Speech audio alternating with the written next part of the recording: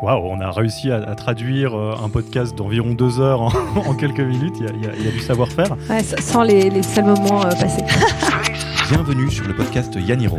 Je m'appelle Alexis Eve et 2 fois par mois, je vais à la rencontre d'entrepreneurs qui choisissent, le temps d'une discussion, de retirer leur costume de super-héros pour parler avec leur cœur de Jedi. Là où les super-héros de l'entrepreneuriat sont infaillibles, les Jedi doutent, se trompent et bravent les 1000 turbulences de l'aventure entrepreneuriale. C'est de poser les bases de l'équité femmes-hommes en entreprise. Yaniro, ce n'est pas qu'un podcast. En effet, nous organisons régulièrement des ateliers gratuits dédiés à l'impact de l'humain sur la croissance en start-up. Comment ne pas se faire bouffer par sa start-up ? Que faire si mon associé vient de Mars alors que je viens de Vénus ? Si ces sujets vous parlent, alors rendez-vous sur www.yaniro.co/events EVENTS pour assister au prochain événement. C'est le meilleur moyen pour aller plus loin, tout simplement. Je crois des valeurs très fortes d'universalité, générosité, responsabilité. Donc. Je vous donne donc rendez-vous en vrai pour un prochain atelier Yaniro. Et en attendant, vous laisse avec ce nouvel épisode du podcast. Bonne écoute. Bonjour Céline. Bonjour Alexis.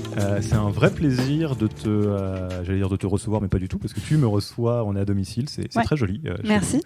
Et ça me tient vraiment très à cœur de pouvoir échanger avec toi aujourd'hui, déjà parce que c'est une super histoire, l'histoire de Litchi. Et je t'ai promis qu'on allait parvenir sur l'histoire de haut en bas. Il y a beaucoup d'endroits où vous pourrez entendre cette histoire qui est très intéressante par ailleurs. Et d'autre part, parce que ça fait un petit bout de temps qu'on a essayé de fixer cette interview. Il s'est passé beaucoup de choses. Ouais. Et on y est enfin arrivé. Je vais pas te faire l'affront d'essayer de raconter ton histoire et ta boîte à ta place. Est-ce que tu veux, pour les quelques personnes qui se demandent vaguement ce que c'est que Litchi Mangopé, alors bon, quiconque a déjà participé à un anniversaire, je pense qu'il sait ce que c'est, mais peut-être plus en termes de quel âge ont les deux boîtes et puis combien vous êtes maintenant ? Bien sûr. Donc j'ai créé Litchi à la sortie de mes études. Il y a donc Litchi célébrera ses 10 ans le mois prochain. Moi, c'est 11 ans passés sur ce projet. L'idée, c'était vraiment de créer un service qui permet de collecter de l'argent à plusieurs de façon sécurisée, gratuite et en toute transparence. Parce que, en fait, j'ai organisé le week-end d'intégration de ma promo. J'ai galéré pour collecter l'argent auprès de tous mes camarades et je me suis dit, mais il y a forcément un site qui permet, en fait, quel que soit le projet qu'on a, d'être le bon support pour réaliser un cadeau d'anniversaire groupé, un week-end entre potes, un événement de solidarité entre proches. Il n'y en avait pas et c'est comme ça que la cagnotte Litchi est née. Litchi, c'est 12 millions de clients présents. On est présent dans 150 pays. Je crois des valeurs très fortes d'universalité, générosité, responsabilité. Donc, on a un objectif d'être transparent, d'être présent pour nos clients le plus juste possible. Notre rôle, il est d'accompagner les créateurs de cagnottes dans leur vie, dans leurs histoires au quotidien. Donc, c'est un vrai reflet de la société Litchi.com. Et puis, un peu plus récemment, mais il y a 6 ans quand même, la création de Mangopé. Mangopé, c'est une API de paiement dédiée au marketplace. Plateforme de l'économie collaborative et crowdfunding. C'est né de l'idée de Litchi et du fait qu'on avait besoin d'un moteur de paiement dédié à nos problématiques. Et donc, en fait, voilà, Mangopé, c'est une spin-off de Litchi. C'est aujourd'hui plus de 3000 plateformes qui utilisent nos services dans les 22 pays européens. 4 milliards de volume d'affaires en 2019, 2 milliards en 2018, 1 milliard en 2017, et ainsi de suite. Donc une très très très belle hyper croissance. Des bureaux dans 6 pays, à Paris, à Londres, à Luxembourg, à Berlin, à Cork et maintenant à Amsterdam. Voilà, le groupe, comme on l'appelle avec beaucoup d'humilité, Litchi, c'est 160 collaborateurs, une entreprise qui est rentable et qui aujourd'hui appartient à Crédit Mutuel Arkea, donc la banque. Waouh, on a réussi à traduire un podcast d'environ 2 heures en quelques minutes. Il y a du savoir-faire. Ouais, sans les seuls moments passés.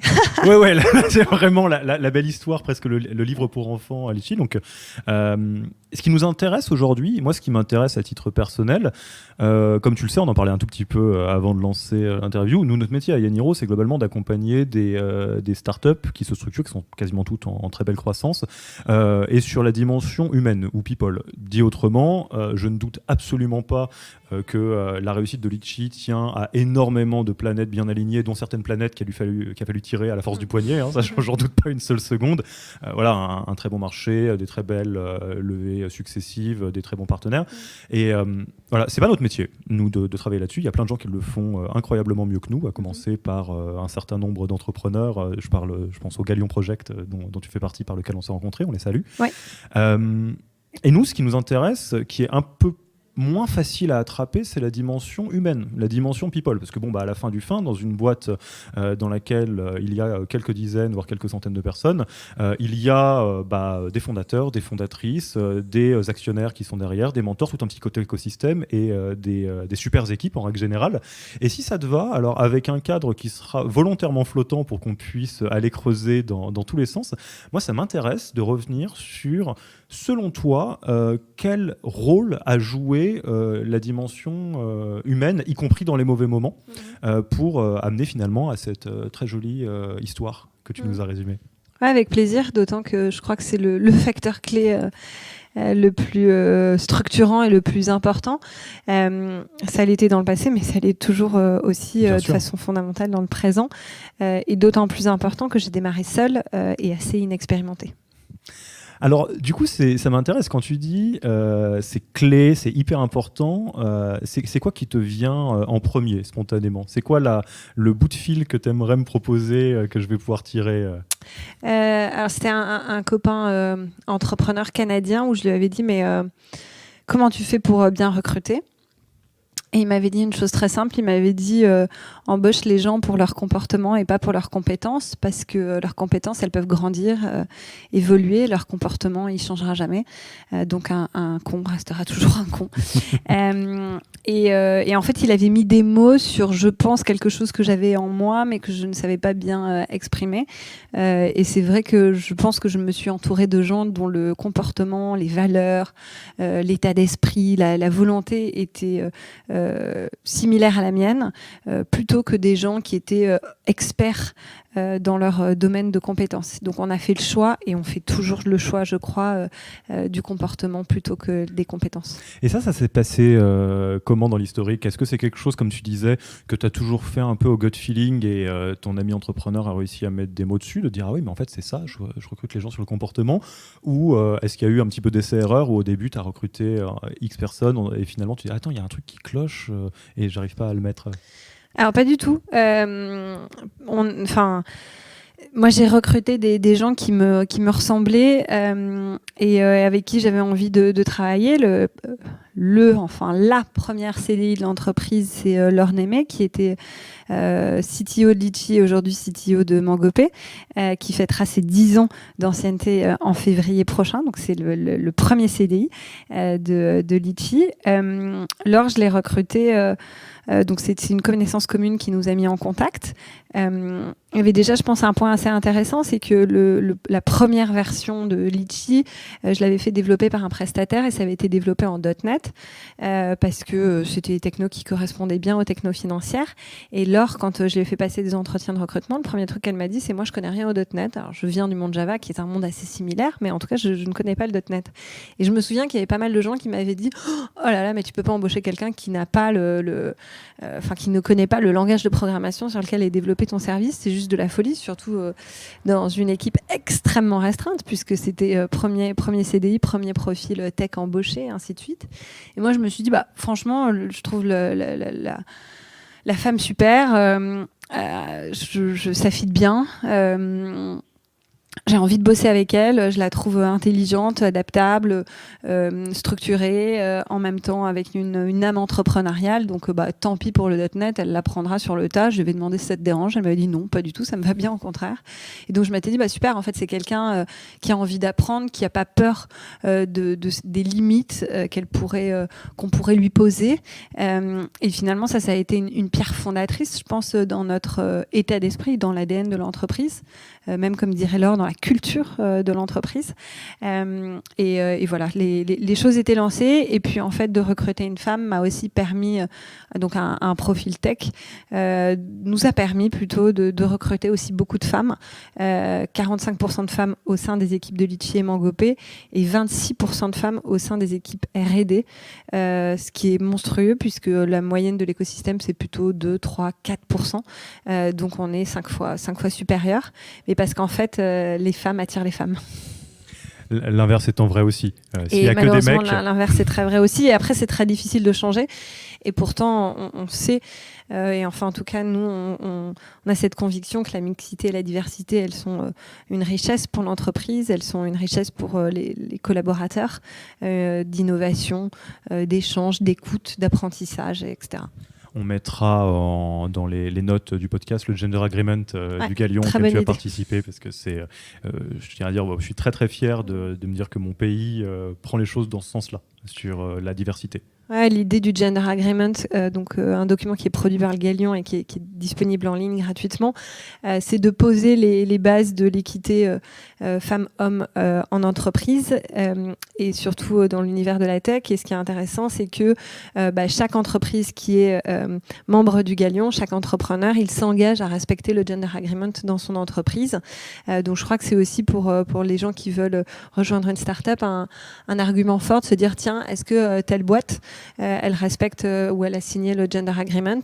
Voilà, comment ils font sur le recrutement, est-ce qu'ils font attention à avoir des annonces non genrées, comment ils font pour les évolutions salariales, est-ce que c'est au bas goût et à la demande ou est-ce que c'est sur une grille d'évaluation et donc cartographiée, ainsi de suite. Et alors, donc ça, sur cette partie, on ne peut pas faire une belle équipe de champions du monde sans une belle équipe. C'est vrai quand même effectivement là une bonne base. En cours de route, est-ce que tu l'as sinon théorisé, processisé, j'imagine, et comment ça s'est manifesté? C'est-à-dire maintenant que tu as du recul, que tu peux observer les années passées de Litchi et de Mangopé, comment est-ce que pour toi, tu t'es formalisé ce que ça veut dire de recruter quelqu'un sur le comportement et puis de t'assurer en un instant T d'avoir toujours la bonne équipe? Alors oui et non, on l'a processisé. On a eu beaucoup de mal à recruter au démarrage. On a toujours été très exigeants.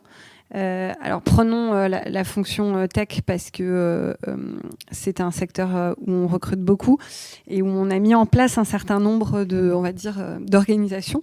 Le premier, c'est qu'effectivement, il y a un élément qui est fondamental, c'est le test technique. Donc c'est un test qui est fait en amont des entretiens et qui permet déjà de jauger le niveau du candidat ou de la candidate au préalable de l'entretien. Bon, ça, c'est un élément qui paraît basique, mais en fait qui est important parce qu'il montre aussi la culture de l'entreprise, il montre son fonctionnement.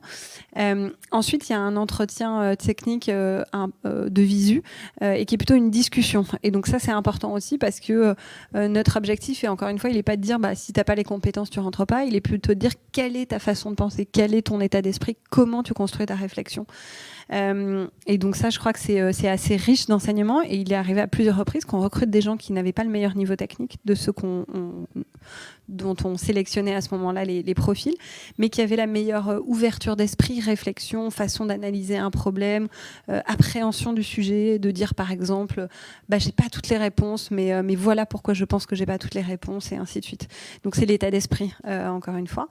Un autre point qui est important, c'est que donc il y a plusieurs personnes qui rencontrent le ou la candidate. Aujourd'hui, on a une équipe RH, donc il va y avoir l'équipe RH, il va y avoir évidemment le manager, mais il y a aussi les pairs, puisque c'est une sorte c'est le culture check. On va vérifier que la personne, elle fit bien à la culture de l'entreprise. Et d'ailleurs, ça pourrait être quelqu'un d'un autre métier, ce qui arrive aussi assez régulièrement. On va faire checker par quelqu'un du produit, quelqu'un du support. Donc, on vient à la croisée des métiers. Et puis, il y a un dernier point qui est fondamental, c'est qu'on embauche la personne, en tout cas, on lui propose un job que si tout le monde est d'accord. Si une personne a un doute, tant pis, on laisse tomber, on continue le process. Donc c'est parfois coûteux en termes de temps de process de recrutement, mais c'est très riche parce que ça veut dire que la voix de chacun, elle compte autant que la voix d'un manager, que la voix d'un dirigeant, parce qu'en fait, c'est avec les collaborateurs que cette personne qui va être recrutée va travailler, et donc c'est important qu'il y ait un fit qui fonctionne. Donc en fait, c'est comme ça qu'on transmet la culture d'entreprise. Donc finalement, c'est pas beaucoup plus processisé que ça, mais puisque chacun est un ambassadeur de l'entreprise, et bien ensuite c'est à lui de recruter des gens qui lui ressemblent, ou en tout cas pas forcément qui lui ressemblent, mais qui ont les mêmes valeurs. Ça, c'est une réalité qu'on observe beaucoup, effectivement, de la même manière que c'est compliqué d'embaucher des femmes dans un environnement dans lequel il n'y a pas de femmes. On a tendance à embaucher des gens qui nous ressemblent ou à être bien avec des gens qui nous ressemblent, et plus c'est différent, plus ça peut créer une cavalcade qui ne va pas forcément dans le bon sens. Il y a quelqu'un que j'ai entendu, je ne remets pas le nom, qui disait n'embauche pas quelqu'un si tu ne te vois pas avoir 10 personnes comme lui ou comme elle dans le futur, parce que c'est probablement ce qui va se passer si tu laisses rentrer quelqu'un de trop différent. Ah ouais, c'est une très bonne... Je pense très bonne façon de penser. Il y a quelques années maintenant, j'avais demandé au fondateur de Meilleur Agent, il en a marre que je raconte cette histoire, pardon Sébastien, mais je trouve que c'est tellement bien résumé l'esprit entrepreneurial. Je lui avais demandé de quoi tu es le plus fier dans ton entreprise, et il m'avait dit je sais, ce dont je suis le plus fier, c'est que j'ai une BSC. J'avais dit mais c'est quoi une BSC? Et il m'avait dit c'est une boîte sans connard. Et en fait c'était le meilleur résumé qu'on puisse faire de l'état d'esprit entrepreneurial, en tout cas d'un état d'esprit entrepreneurial, et de celui qui, moi, me convainc, c'est qu'effectivement, on s'assure qu'il n'y ait pas de connards qui passent la porte.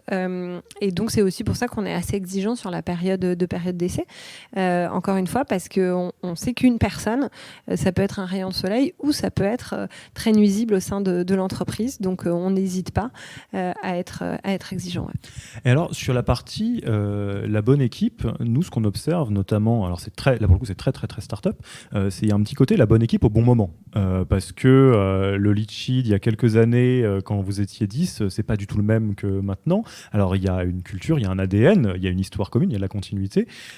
Ça, comment tu l'as vécu, la reconfiguration plus ou moins permanente de Litchi et de Mangopé, en tout cas l'évolution, et comment tu l'as vécu au niveau des membres de ton équipe, justement?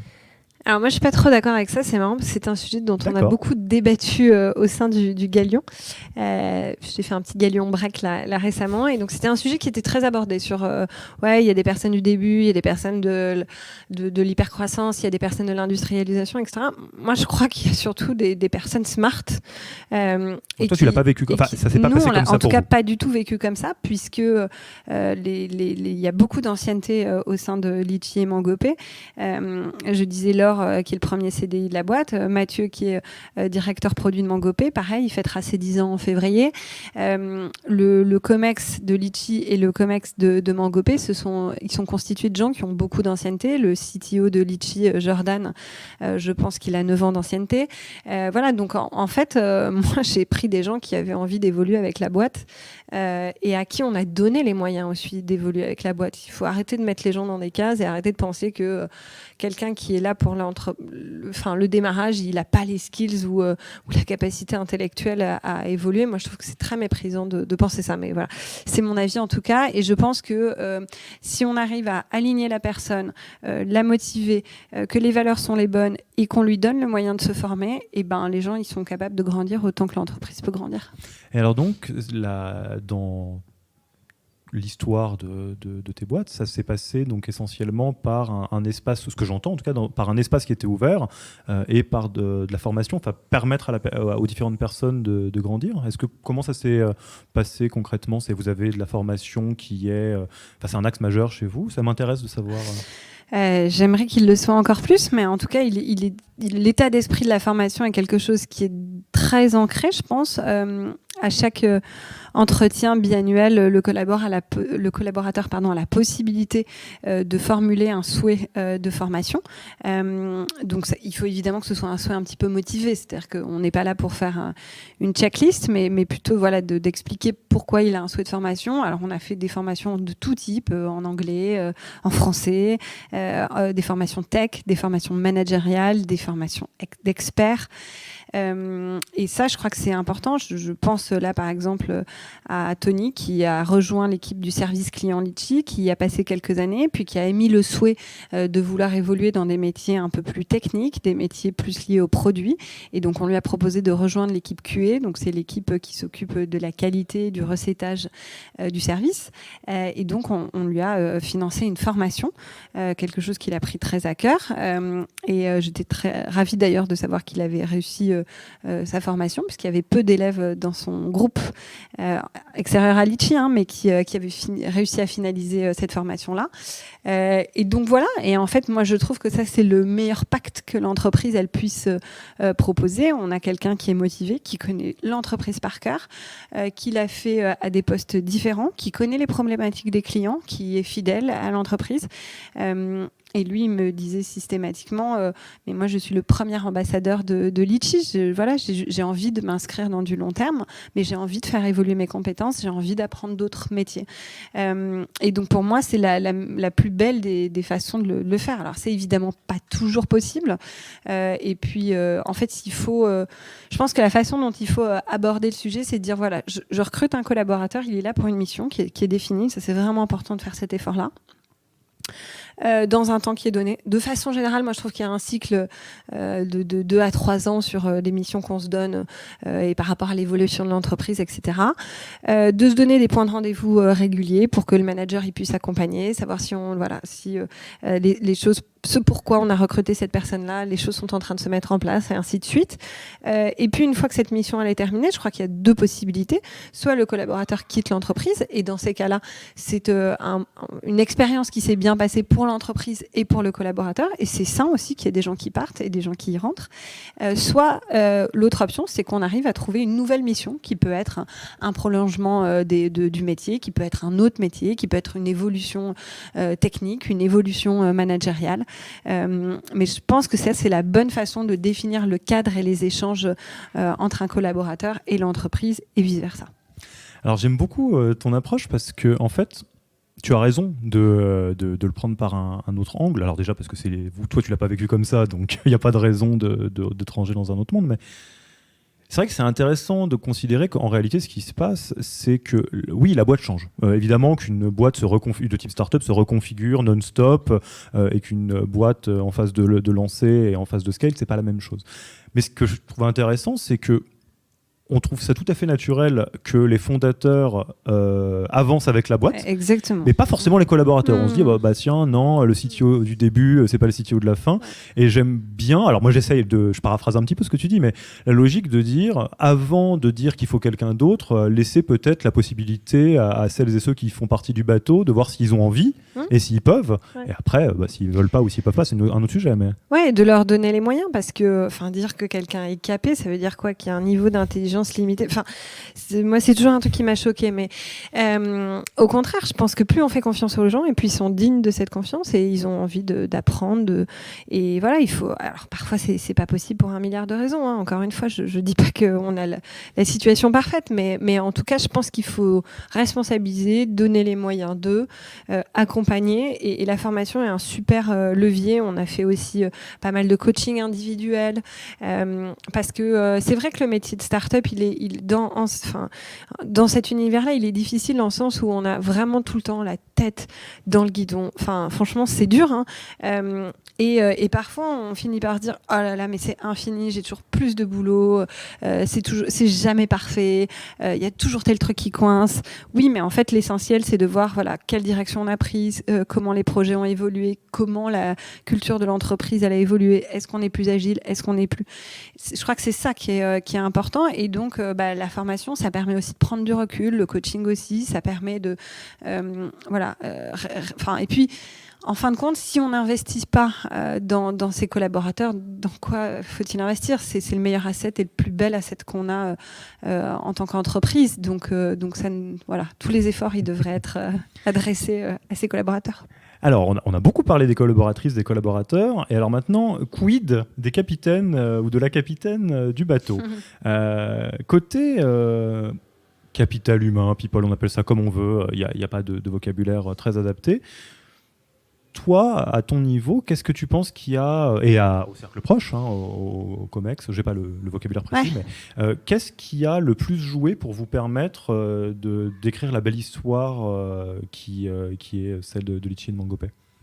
Si tu regardes un petit peu, sans chercher à théoriser, à te dire, bon, bah voilà, l'entrepreneuriat, c'est comme ça qu'il faut faire, de dire, bah voilà, toi, dans ton cas, tu as vraiment pris soin de toi et de ton capital humain et le plus proche de telle ou telle manière. Qu'est-ce qui était vraiment important ? Alors, je vais d'abord te répondre sur la question du comité de direction ou du top management. On remonte tout doucement jusqu'à toi. Oui, c'est ça. Ouais. On y va étape par étape. Mais sûrement. Moi, je crois que ce qui nous a vraiment réussi, c'est toujours beaucoup de respect, d'écoute. Et moi, j'ai toujours... En fait, je me suis jamais posé la question de savoir si je pouvais compter sur mes collaborateurs. Ça a toujours été une évidence. Et on a toujours vécu ça comme une aventure humaine et pas foncièrement comme un job ou etc.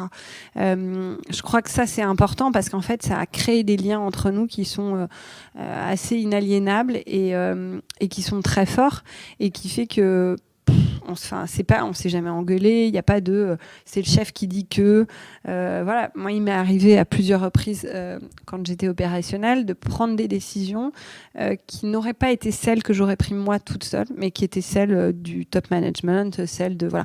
Et ça j'ai toujours dit que je me rangeais à leurs avis d'experts et parfois j'ai fait des choses dont pour lesquelles j'étais pas alignée, mais parce que voilà on a un fonctionnement très communautaire. C'est celui qu'on a pris. Donc en tout cas, la façon dont on a, je pense, sauvé ou en tout cas chéri notre capital humain, c'est par la qualité de nos échanges et la confiance et ainsi de suite. J'avais écrit un article dans Medium pour raconter un peu mon histoire entrepreneuriale quand j'ai quitté l'opérationnel en juin dernier pour prendre la présidence du conseil de surveillance de Litchi et de Mangopé.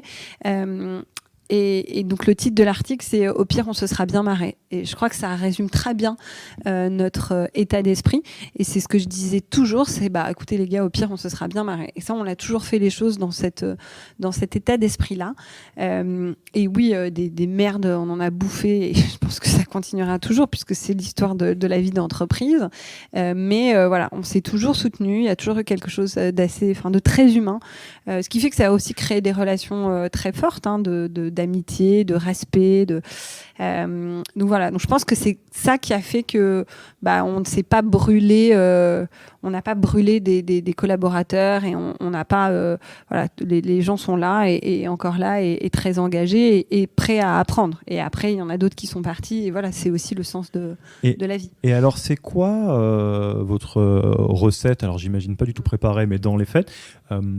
Dans les moments les plus compliqués, les moments où, entre guillemets, ça va mal, même au point de vue humain. Parce que, alors là, tu prêches un archi convaincu sur le fait que l'alignement entre le top management, les associés, enfin toutes les personnes clés de la boîte, l'alignement, ça passe par déjà regarder dans la même direction, mais aussi par une forme de confiance, de respect mutuel et beaucoup de communication pour être capable d'être sainement en conflit, je dirais, donc d'être pas d'accord, globalement, mais que ce soit OK. C'est extrêmement important. Et l'inverse est vrai aussi, c'est-à-dire une boîte désalignée est très en danger. Et qu'est-ce que vous faisiez ou qu'est-ce qui marche bien pour vous dans les moments où c'est très difficile, soit où les gens sont très sur les nerfs, soit où il y a beaucoup de danger à l'extérieur Alors, c'est heureusement ou malheureusement, enfin je sais pas comment il faut le voir, mais le métier de Litchi et Mangopé d'être régulièrement dans la gestion de crise. Parce que, étant donné que c'est un métier technique, il peut y avoir des incidents en production, il peut y avoir un prestataire qui merde et ainsi de suite. Et donc, c'est tout de suite de la gestion de crise assez difficile. Et ça, je crois qu'on s'est juste serré les coudes. Enfin, ça paraît con, mais on s'est jamais laissé l'un ou l'autre dans la merde. Et enfin, moi, je sais à plusieurs reprises, que ce soit Mathieu, que ce soit Flo, que ce soit Laure, que ce soit Romain, passer la tête dans le bureau et dire attends, c'est la merde, je viens t'aider sur tel truc. Ok, bon bah. Et en fait, ça marche dans les deux sens. C'est-à-dire que moi, j'ai jamais quitté les bureaux quand il y avait un incident en prod, alors que je sers à rien. Je veux dire, globalement, je code pas, mais je crois que d'être présent et de dire bon bah, je peux aider à prendre une décision, je peux commander des pizzas, je peux, commander des taxis pour tout le monde quand c'est l'heure de rentrer. Enfin, ça a T'es été dans la tranchée avec. Ah ouais, et ça c'est, je pense, une culture d'entreprise hyper forte. Et qui pour moi était une évidence, mais dont j'ai découvert que tout le monde ne fonctionnait pas comme ça. Je sais pas, je me souviens d'il y a quelques mois, on a fait un changement d'hébergeur. C'est un truc assez lourd en termes de procédure, parce que nous, on veut limiter énormément les interruptions de service. Donc en temps normal, il n'y a aucune interruption de service quand il y a une mise en production d'une nouvelle version de Litchi ou Mangopé. Et donc là, il y en avait forcément une qui devait être le plus courte possible. Donc on a fait ça au milieu de la nuit sur... tout se connecter en ligne avec les caméras, et donc c'était hyper sympa de voir plein de gens de plein de pays différents à moitié en pyjama à 3h du mat, mais pour moi c'était une évidence d'être là, et pour Romain qui à l'époque était general manager de Mangopé et qui est aujourd'hui le CEO de Mangopé, c'était une évidence aussi d'être là, et on s'est levé pour rien faire, c'est-à-dire qu'on est resté chacun derrière notre écran. Moi j'étais à moitié en pyjama, à moitié habillée, lui aussi, et on est juste resté connectés avec nos têtes, de voir les vidéos de tout le monde pour être sûr que que ça se passe bien, et que s'ils avaient une question, un coup de stress, on était présent. Et ça, en fait, je pense que ça a donné un état d'esprit de dire on est tous dans le même bateau, et donc quand il y a eu des moments inversement où c'était pour nous des moments difficiles, on a aussi eu notre top management et nos collaborateurs qui ont dit attends, qu'est-ce que je peux te faire pour te soulager, attends, mais il y a une urgence, je peux m'en occuper, et ainsi de suite. Et donc ça a fondé vraiment les relations, je pense, humaines dans l'entreprise. Et moi j'ai tendance à dire en fait que c'est un pacte entre le salarié et l'entreprise. C'est-à-dire qu'il y a des moments où l'entreprise elle a besoin que le collaborateur il soit là pour elle, et inversement, il y a des moments où il faut que l'entreprise soit là pour le collaborateur. Et l'objectif, c'est juste que ça soit équilibré. C'est-à-dire que ça peut pas être dans un sens trop extrême ou dans l'autre sens trop extrême. Donc ça fonctionne comme ça. C'est vrai que par exemple, je touche du bois pour pas que ça arrive, mais s'il y a une attaque au milieu de la nuit sur Litchi ou Mangopé, je pense que dans les 3 minutes, vous avez 50 personnes qui sont connectées, ou en tout cas toutes les gens clés qui sont connectés, et sans se poser de questions. C'est-à-dire que moi, j'ai jamais eu besoin de prendre mon téléphone pour dire, en fait, il y a une vraie sentiment de responsabilisation, quoi. Mais inversement aussi, quand un collaborateur a des difficultés personnelles, passagères, il faut savoir aussi accepter ces moments-là et que l'entreprise soit un socle. On est passé par un témoignage, je ne sais plus quel entrepreneur qui le formulait d'une image assez jolie, je trouve, un peu geek pour être honnête, mais très, très sympathique. Il disait: de toute façon, avec vos collaborateurs, collaboratrices proches, à commencer par vos associés, il faut impérativement que si demain c'est l'apocalypse zombie, tu sois capable de donner ta seule arme à celui de gauche et tes seules rations de nourriture à celui de droite. Tant que tu n'en es pas là et que tu es mal à l'aise à cette idée, c'est qu'il y a un problème ou quelque chose sur quoi bosser. Ouais, non, mais c'est très juste, c'est très geek, mais c'est très vrai. Enfin, effectivement, je pense que c'est une très belle façon imagée de résumer la relation qui doit se créer.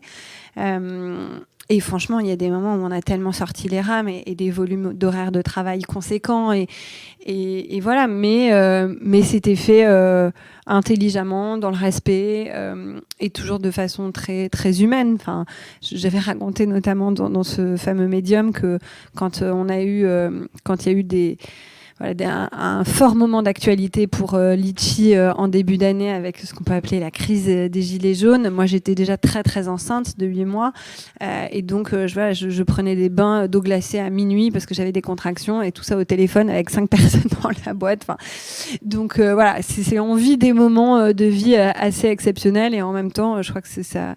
Voilà, c'est des bons souvenirs, et c'est c'est même pas agréable, c'est tellement fort de pouvoir compter sur les gens, et je sais qu'à plusieurs reprises, il y a plein de gens qui ont pris leur téléphone en me disant va te coucher, on s'en occupe. Enfin, voilà, ça je pense que c'est très fort à vivre. Ouais. Alors, on a remonté tout doucement la base pour arriver jusqu'à toi. Je te vois sourire. Je t'amène peut-être sur une zone un peu moins habituelle. Globalement, ce qu'ont en commun tous les entrepreneurs, c'est d'essayer de faire quelque chose qui n'a pas été fait, ou pas exactement comme ça. Et donc, ça c'est comparable quand même d'une manière ou d'une autre à un sportif qui essaye de courir plus vite que tous les autres avant, ou de lancer le poids plus loin. Alors, il y a un travail d'équipe, il y a un travail d'alignement avec les personnes les plus proches, et il y a un travail d'arriver à trouver le juste équilibre entre se donner à fond, parce que c'est sûr que tu ne vas pas courir le 100 mètres en moins de 10 secondes en glandouillant toute la journée, mais d'arriver à trouver le bon curseur. De ton point de vue, si tu reprends l'histoire, pareil, sans essayer de chercher des généralités, comment est-ce que tu as réussi à prendre soin et à développer ton propre capital, je dirais? Consciemment ou pas, d'ailleurs. Alors, moi, j'ai eu du mal, en étant tout à fait honnête, à trouver le bon équilibre de vie pro et vie perso. Parce que j'étais tellement engagée, j'avais tellement envie de faire en sorte que ça se passe bien pour les gens qui m'avaient fait confiance, mes collaborateurs, mes investisseurs, les premiers clients, mes parents. Donc voilà, je portais beaucoup de responsabilités là-dessus. Je pense que une de mes forces, en tout cas, a été avoir une bonne capacité à être une éponge, c'est-à-dire à absorber des compétences, à absorber du savoir-faire, à écouter, à comprendre, tout en ayant quand même une ligne de conduite assez claire de là où je voulais aller. Et je pense que ça, c'est une force chez les entrepreneurs qui ont cette espèce de schizophrénie entre très à l'écoute de son marché, des problématiques de ses besoins, des besoins des clients, et en même temps très clair sur là où ils veulent aller. J'avais eu la chance d'avoir une formation, en tout cas, si elle n'est pas académique, en tout cas scolaire, qui m'a permis d'apprendre à apprendre. Et puis d'avoir une, on va dire, éducation parentale et familiale où il fallait apprendre de ses échecs, de ses erreurs, et ne pas avoir peur de se planter. Donc ça a été deux forces, je pense, dans mon parcours. C'est une bonne capacité à apprendre et une capacité à être OK avec le fait qu'on peut se vautrer, mais qu'il ne faut pas le faire deux fois sur la même erreur. Voilà, après, par ailleurs, sur ce que tu appelles le quotient entrepreneurial, non, comment je sais pas, ouais, le capital. Le mot est pas affiché. En gros, pour faire très clair et de manière très concrète, il y a un équilibre qui est compliqué à trouver pour l'entrepreneur, qui est que, évidemment, c'est pas un boulot 9h, 5h de l'après-midi, c'est un engagement qui est très fort en termes d'horaire, en termes de trip, en termes d'émotion.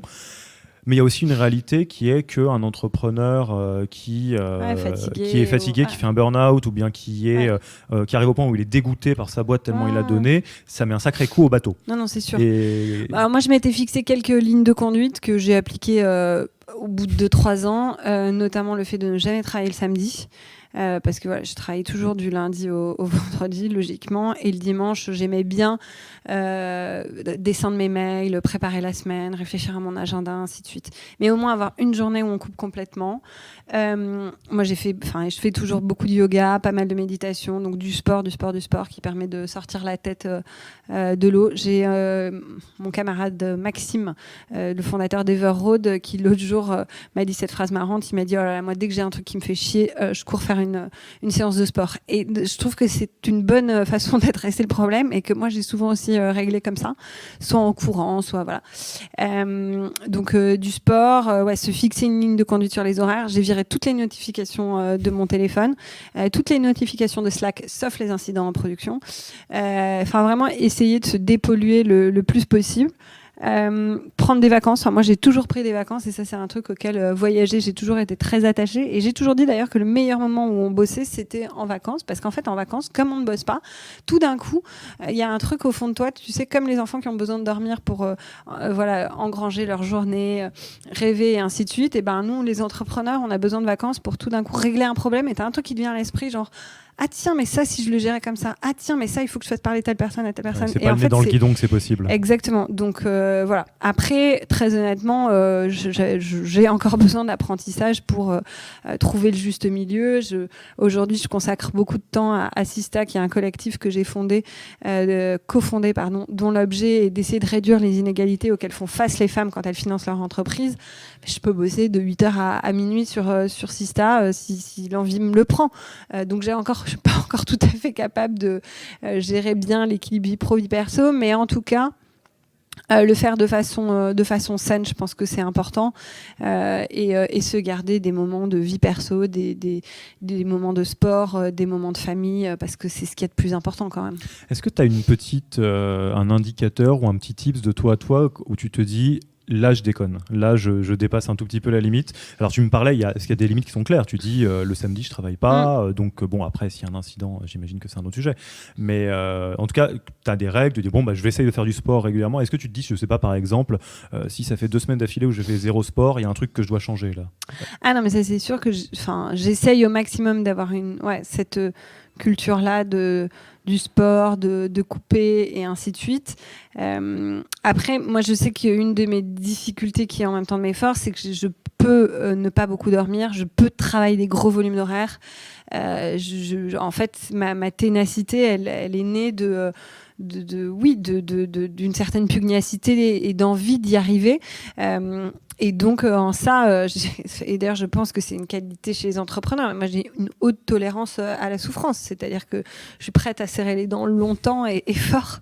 Et en même temps, il faut parfois, effectivement, aussi faire attention de ne pas se mettre la tête dans le seau et de faire attention à soi. Donc, voilà, je pense aussi que le fait d'avoir une vie de famille, ça permet de faire attention et d'aligner ses principes de vie avec ses choix familiaux et ainsi de suite.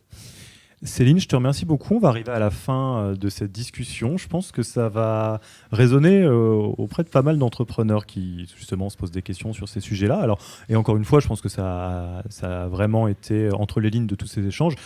Ça n'a pas la prétention d'être ce qu'il faut faire, c'est ton histoire. C'est ce qui s'est passé au sein de cette aventure-là. Pour toutes celles et ceux qui veulent en savoir plus, j'imagine qu'ils peuvent suivre ce qui se passe côté Litchi, Mangopet, en LinkedIn, Le Galion, Sista. Peut-être tu nous donneras les liens qu'on puisse partager avec tout plaisir. Ça. J'ai une petite question un tout petit peu prise de tête. On va voir si ça t'évoque quelque chose. Je ne sais pas combien d'interviews tu as fait, mais j'imagine que ça beaucoup, se compte en journée complète à ce stade-là. Là, c'est au moins plusieurs dizaines d'heures. C'est quoi je pense. Plusieurs milliers d'heures. Bah, voilà, tu vois, je suis assez loin du compte.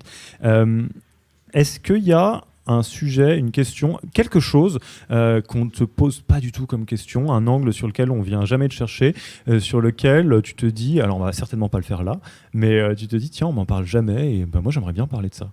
Ou est-ce qu'on est au stade où vraiment on t'a tout posé comme question? Non, on m'a posé beaucoup de questions. Après, je trouve que de façon générale, et sans être particulièrement lié à moi, on ne demande jamais assez à quel point c'est dur. Et en fait, je trouve assez marrant qu'on traite beaucoup l'entrepreneur dans une culture de la réussite, de la performance, de l'hypercroissance, de l'espèce de jeune star à la Mark Zuckerberg qui est en train de changer le monde, et qu'on ne demande jamais aux gens mais à quel point c'est dur. Et tu as parlé du Galion tout à l'heure, c'est l'endroit idéal pour échanger de façon plus honnête sur oui, putain, c'est un parcours qui est quand même super chaud. Et je trouve dommage qu'on n'apporte pas aussi cette partie-là. L'idée, c'est pas de plomber, mais c'est d'être un peu plus honnête sur aussi ce que c'est d'entreprendre. Eh ben, écoute, je pense que le message est passé et c'est un message qui est plus nuancé, c'est-à-dire une très belle aventure humaine où on en bave à mort. Ouais. Mais en fait, tu vois, un des trucs que j'avais eu comme feedback de mon article là, que j'avais fait sur Au pire, on se sera bien marré. Je pense qu'il y a les 2/3 enfin même une grande majorité des commentaires que j'ai reçus, des remarques, c'est mais merci de cette honnêteté parce que ça fait du bien d'entendre qu'on n'est pas seul à en chier. Tu peux pas me faire plus plaisir parce que c'est un peu toute la raison d'être et de ce podcast et de ce qu'on fait au quotidien. Écoute, je te remercie beaucoup Céline et puis au plaisir de se recroiser dans le futur. Avec plaisir. Au revoir.